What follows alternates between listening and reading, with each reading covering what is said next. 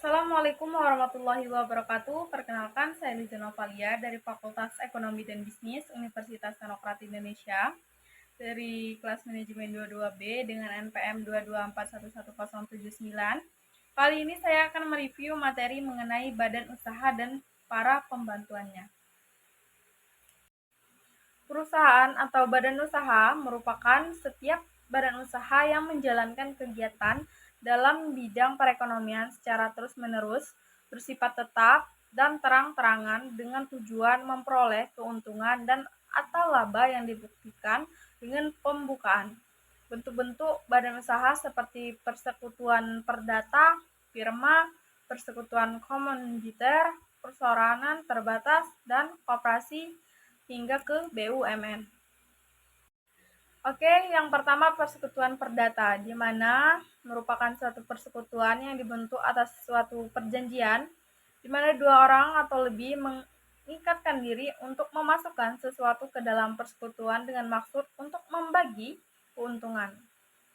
Lalu unsur-unsur persekutuan data, yang pertama adanya pemasukan sesuatu ke dalam perusahaan atau uang barang ataupun tenaga, lalu yang kedua adanya pembagian keuntungan.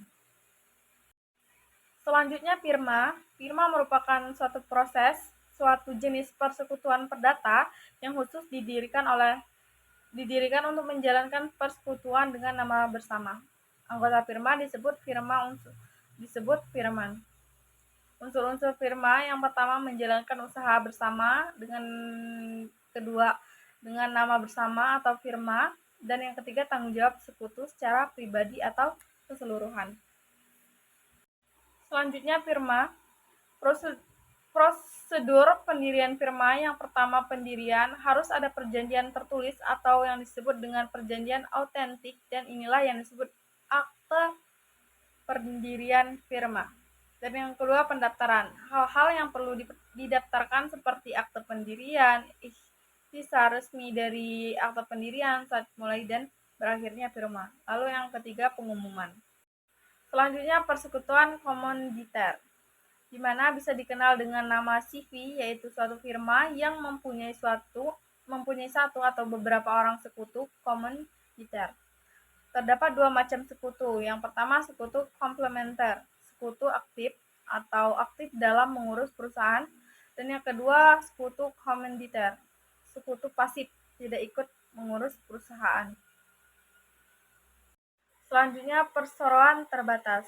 Menurut pasal 1 Undang-Undang Nomor 1 Tahun 1995, yang dimaksud PT adalah badan hukum yang didirikan berdasarkan perjanjian melakukan kegiatan usaha dengan modal dasar yang seluruhnya berbagi dalam saham dan memenuhi persyaratan yang ditetapkan dalam undang-undang beserta peraturan pelaksanaannya. Selanjutnya koperasi.